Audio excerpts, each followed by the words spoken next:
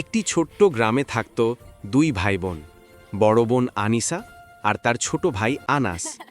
আনিসা খুব যত্নশীল মেয়ে, সবসময় ছোট ভাইকে নিজের সন্তানের মতো আগলে রাখত। আর আনাস ছিল দুষ্টু, চঞ্চল, কিন্তু বোনকে ভীষণ ভালোবাসত।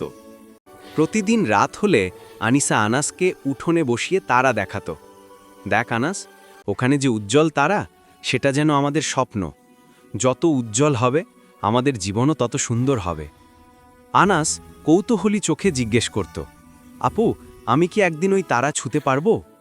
আনিসা হাসি মুখে বলতো, তুমি যদি মন দিয়ে চেষ্টা করো তবে তোমার স্বপ্ন ওই তারার মতো উজ্জ্বল হবে, আর আমি সবসময় তোমার পাশে থাকব।